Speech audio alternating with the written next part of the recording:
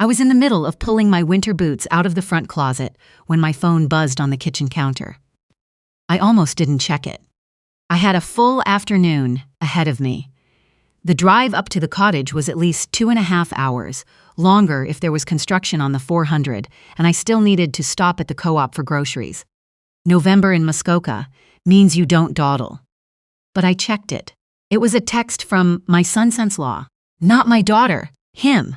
Hey, just wanted to let you know we've decided to do Christmas at your place this year. Laurel already told everyone. Should be around 28 people. You're the best cook in the family, so it only makes sense. Let us know what you need us to bring. I stood there with one boot in my hand and read it twice. 28 people. He had texted me to tell me I was hosting 28 people for Christmas, in a home I had not offered, for a dinner I had not planned, after a conversation I had never been part of. I set the boot down on the mat, I picked up my phone, and I typed back the most peaceful sentence I had written in years. That sounds like a lovely plan for whoever is hosting. I'll be at the cottage until the 27th. Merry Christmas! Then I finished packing my bag, loaded the car, and drove north. I want to tell you what happened after that. I want to tell you all of it. But first I need to tell you who I am and what the last 6 years had looked like, because none of what came next makes sense without that. My name is Beverly. Bev, most people call me, and I am 64 years old. I spent 31 years as an occupational therapist, mostly in community care, working with elderly patients in their homes. I know what it looks like when someone stops seeing another person as a full human being. I know what it looks like when the people around a woman start treating her like furniture, useful furniture, the kind that's always where you left it, always ready to be sat on. I have watched it happen to my patients. I know exactly when it started happening to me. My husband Gordon passed away 6 years ago, November, just before the snow came. Pancreatic cancer. From diagnosis to the end was 9 weeks. I don't have words for that kind of loss, so I won't try. What I will say is that Gordon and I had built something together over 38 years, and when he died, I was left holding all of it. The house in Barrie, the cottage up near Gravenhurst, the RRSP'd been carefully building since our 30s. The life insurance that paid out and sat in a savings account while I figured out what came next. Gordon and I had one daughter, Laurel. Laurel is 36 now. She is smart and capable, and she has a son named Teddy, who is 7 and the absolute light of my life. She married her husband Kyle 11 years ago. Kyle is a project manager for a construction company out of Vaughan. He is the kind of man who is very good at telling other people what to do and not quite as good at doing things himself. In the first year after Gordon died, Laurel and Kyle were attentive. They came up to Barrie on weekends. They called regularly. Laurel would bring food sometimes, or come over to help me sort through Gordon's things. It was real, and it was kind, and I was grateful. By the second year, the calls were less frequent. By the third year, there were months at a time when I only heard from them if I called first. But something else happened in that third year, something that seemed generous at the time. Kyle's company went through a slow period. Projects dried up. They were renting an apartment in Vaughan and the rent kept going up. This was the height of it, when rent in the GTA had become frankly absurd. And Laurel called me one evening, her voice careful and measured, and asked if they might move into my Barrie house temporarily while they got back on their feet financially. I said yes. Of course I said yes. It was my daughter. It was my grandson. I had already been thinking of spending more time at the cottage. Gordon and I had always planned to retire up there eventually. So I moved my important things to Gravenhurst. I left the Barrie house in good shape for them, and I told Laurel there was no rush, but that I hoped they'd get sorted out within a year or so, and we'd figure it out as we went. That was 3.5 years ago. In 3.5 years, they had paid me nothing toward the mortgage, nothing toward utilities, nothing toward property tax. I had never asked them to pay rent. That was my choice, and I own it. But I had mentioned, twice gently, that when things improved for them financially, it would be good to talk about the arrangement. Both times, Laurel had said, of course, yes, absolutely, and nothing had changed. Kyle's company had recovered. Laurel had gone back to work part-time at a dental office. They were not struggling.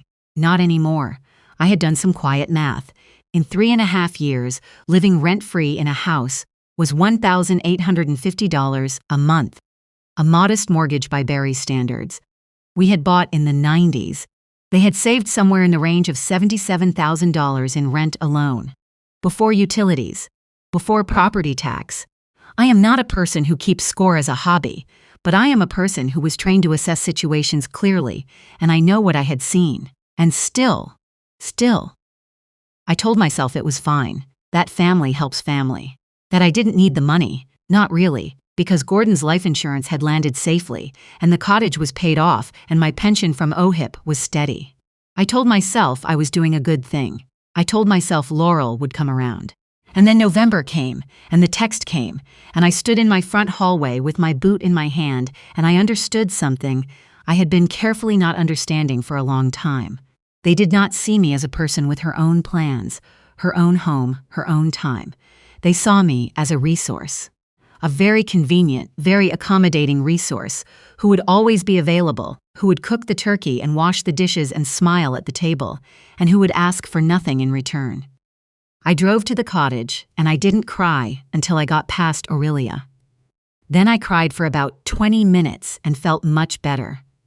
I want to be accurate about the cottage, so you understand the geography. Gordon and I had bought it in 2001, a small 2-bedroom place on a quiet lake just outside Gravenhurst, and over the years we had fixed it up slowly. Nothing fancy, good bones, and a decent wood stove, and a dock that needed replacing every decade or so. I had winterized it properly after Gordon died, added insulation, updated the heating. It was a real home. It was not a summer cabin I was camping in. I had been living there full-time for 3.5 years.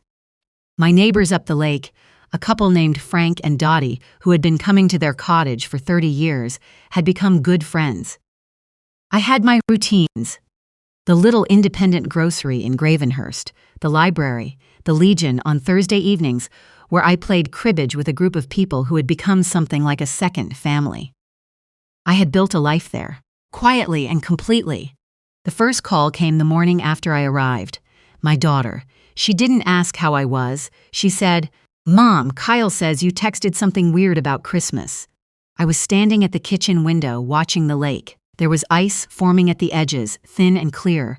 I said, "I texted that I'd be at the cottage until the 27th. But we've already told everyone. Aunt Sherry is coming from Halifax. Kyle's whole family is expecting it. Mom, you can't just back out now." I noticed that word, back out, as though I had made a promise I was now breaking. "Laurel," I said. No one asked me. Silence. "Kyle said he texted you." "Kyle texted me to tell me I was hosting 28 people. That's not an invitation. That's a notice." Another silence. Longer this time. "Mom, you've always done Christmas. Every single year." "When your father was alive," I said. "Yes, we did Christmas together in that house for 30 years, and I loved every minute of it. But that was a choice we made together." What Kyle texted me was not a choice. It was an announcement. "You're being really rigid about this." I want to tell you that word hit me like a small cold stone. Rigid. After 31 years of bending around everyone else's schedule, everyone else's needs, everyone else's timeline. Rigid. "I'll call you when I'm settled in," I said. "Enjoy the rest of your week." I hung up. I made tea, and I sat by the wood stove, and I thought very carefully about what I wanted to do next. Not in anger, not in reaction. I had been reacting for 6 years. I wanted to be deliberate. The calls over the next 4 days were something. I counted them. 11 calls in 4 days.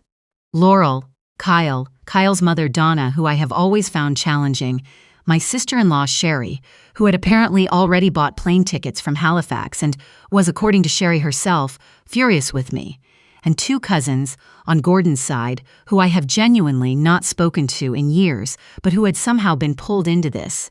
The themes were consistent. I was being selfish. I was ruining Christmas. I was not the same since Gordon. That one came from Donna, and I wrote it down because I knew I would want to remember it later. Not the same since Gordon. Said to a woman who had watched her husband die in 9 weeks and had then quietly rebuilt her life and asked almost nothing of anyone. The second-to-last call, 4 days after I arrived at the cottage, was my son-in-law. He called at 6:15 in the morning. I was already awake.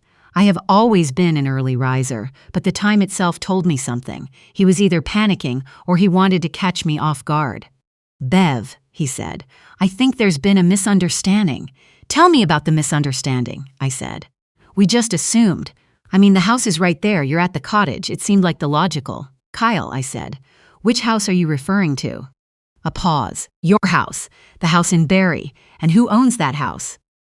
Another pause, longer. "Well, you do technically, but I do," I said. "I own it. I have always owned it. The mortgage is in my name. The property tax bill comes to me. I have been covering those costs while you've been living there, and I have not asked you for anything in return because you're family, and I love you, and I was glad to help when you needed it. But the house is mine, Kyle, and I did not agree to host 28 people for Christmas in my house." The silence this time was a specific kind of silence. The kind that happens when someone has been found out in a thing they hadn't quite articulated even to themselves. I knew what he'd been thinking, on some level. He'd been thinking that 3.5 years of living there had made it theirs in some way that mattered, that the length of the occupation conferred some rights. People start to think that way. I've seen it. "We could pay you," he said, "for the groceries and everything. We'd all chip in." "I'm not at the house," I said. "I'm at the cottage, and I'll be here until the 27th, as I mentioned. But where would everyone?" "That's not something I'm able to help with, Kyle. I'm sorry." I'm not sure I was sorry. But I said it, and I meant it in the way you can mean something is genuinely a shame without meaning it's your fault. After I hung up, I stood at the window for a long time. The ice on the lake had thickened overnight. Frank had his snowblower out down the road.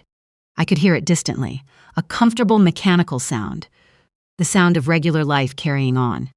I need to tell you something now that I haven't told anyone except my lawyer and my oldest friend Paulette, who is 71 and sharper than any person I have ever known.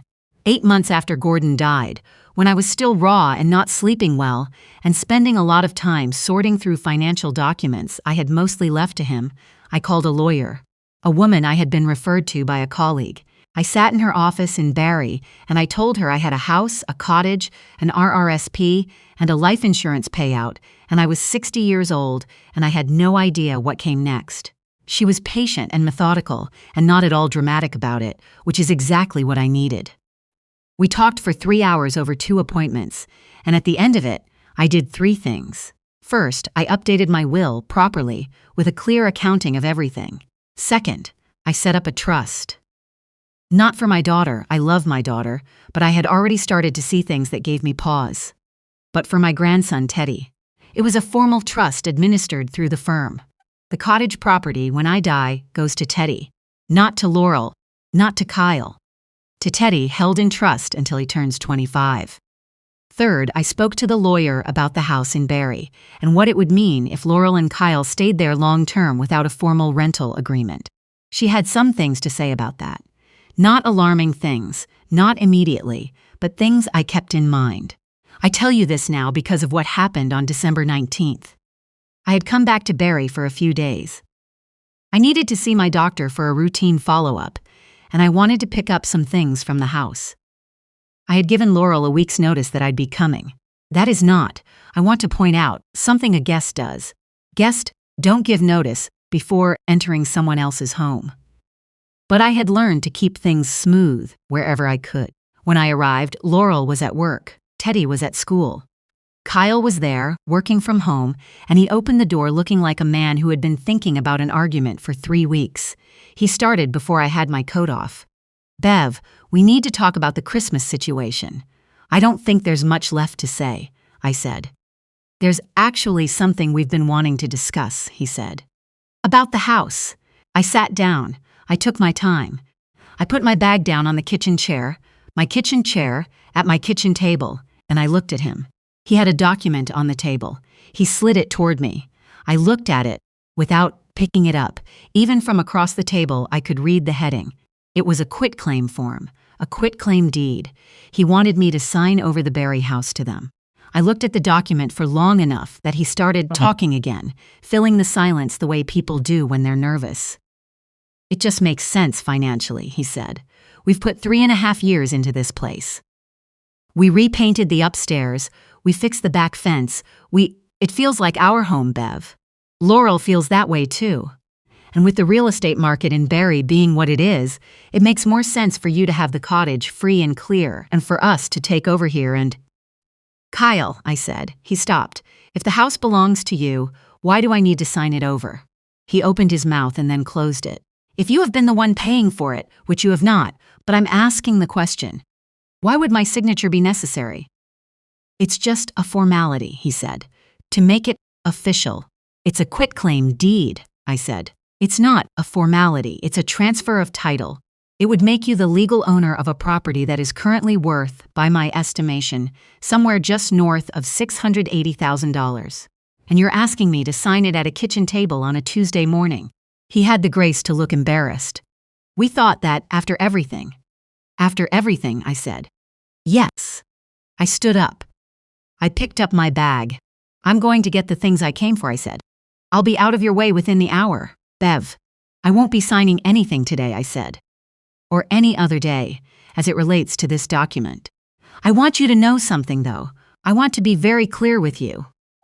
He waited. The house in Barry is mine. It will remain mine until I decide otherwise. If you and Laurel would like to continue living here, we will need to have a proper conversation about that. With a written agreement, with fair rent, with all the things that a real arrangement between adults involves. If you're not interested in that kind of arrangement, I will understand, and we can discuss a timeline for you to find somewhere else. I was calm the whole time. I want you to know that, because I think people sometimes imagine that a woman standing up for herself must be shouting, must be crying, must be performing the indignation in some visible way. I wasn't. I was just very clear. I got what I needed from the bedroom, and I was gone by 11:15. Christmas happened without me. I don't know where they hosted it. I didn't ask. I sent Teddy a gift card for a bookstore he loves. He is a reader. That child gets it from Gordon. And I called him on Christmas Eve and we talked for 40 minutes about a book he was reading about the planets, and I cried a little after I hung up quietly in the way I had gotten practiced at over the years. Laurel did not call on Christmas Day. Kyle did not call. Paulette drove up to the cottage on the 26th with a bottle of red wine and a wheel of brie, and we played cards and talked and watched the snow come down on the lake, and it was, genuinely, one of the better evenings I'd had in a long time. January was quiet. I started getting a few texts from Laurel.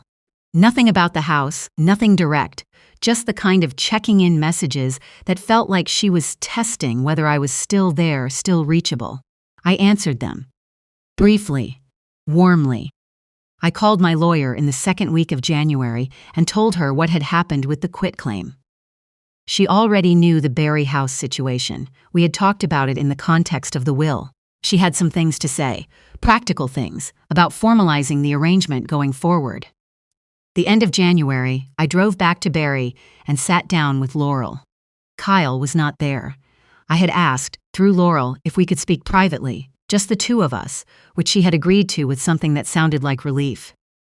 We sat at the kitchen table for 2 hours. It was hard. There were tears, hers, and honestly, some of mine, because she is my daughter, and I love her. And there is a specific grief in having to be honest with someone you've spent years being too gentle with. I told her I loved her. I told her I was not angry. I told her the truth about what the last 3.5 years had looked like from where I was standing. Not the quitclaim, we got to that, eventually. But I started somewhere else. I started with the loneliness, with the calls that stopped coming. With the year I had spent watching my grandson grow up mostly through photos sent by text message. She cried when I said that. Really cried. I didn't know, she said. I think you did, I said.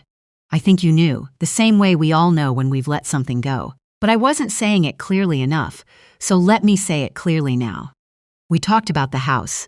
We talked about what a fair arrangement would look like. She told me Kyle had produced the quitclaim without discussing it with her first. I believed her, and I noted that to myself because it mattered. She was embarrassed. She was angry at him in that moment, which was hers to work out and not mine to sort. I told her I wanted her to stay if she wanted to stay, that I was not putting them out, but that we were going to do it properly, with an agreement, with rent that reflected something real even if it wasn't market rate. That I was her mother, not her landlord, but that didn't mean the arrangement could stay invisible and unspoken forever. She said yes. I told her one more thing before I left. I told her about the trust, that I had set one up for Teddy years ago for the cottage. I was calm about it and straightforward about it. I did not present it as a punishment. I told her it was something Gordon and I had always wanted, to make sure Teddy had something solid, and that I had formalized it after Gordon passed because it felt like the right thing to do. She was quiet for a moment. Then she said, "Does Kyle know about the cottage being in trust for Teddy?" "Yes." "Not yet," I said, "but he will." I won't pretend that conversation fixed everything. It didn't. Kyle and I have a long road. The document on the kitchen table that Tuesday morning. That is not something you forget quickly. That someone tried to get you to sign away your home over repainted upstairs walls and a fixed back fence. I am still processing it, honestly. But Laurel and I are in a different place than we were in November. The calls are more frequent. When she calls, she asks how I'm doing, and she waits for the actual answer instead of moving on to whatever she needed to tell me. That is something. And Teddy came up to the cottage in February, just him, a whole weekend. We went snowshoeing on the lake trail and I taught him to make proper crepes on a Saturday morning. Gordon's mother's recipe, with a bit of vanilla and a squeeze of lemon. And he ate 4 of them standing at the counter and then asked me if we could have them again for lunch. We did. I want to say something to whoever is watching this because I think you might need to hear it. There is a kind of wearing down that happens slowly over years when the people around you start to treat you as an institution rather than a person. It doesn't announce itself. It arrives in increments, in calls that get shorter, in assumptions that grow bolder, in documents slid across kitchen tables on Tuesday mornings. And the wearing down works partly because you let it work, because you are a good person who wants peace, and because you love these people, and because you have told yourself that accommodation is the same thing as kindness. It is not always the same thing. Kindness includes honesty. Kindness includes being clear about what you own and what you have chosen and what you will not be handing over at a kitchen table on a Tuesday morning. Kindness includes staying at the cottage when you need to be at the cottage and driving north through the construction on the 400 and making tea you actually drink and calling your old friend to come over with wine on the 26th of December. I kept the cottage. I kept Teddy. I kept myself. And in February, a 7-year-old boy ate 4 crepes standing at my kitchen counter and asked if we could have them again for lunch. And I said yes, absolutely, and I made the batter fresh, and the snow was coming down soft outside the window over the lake. That was enough. That was more than enough.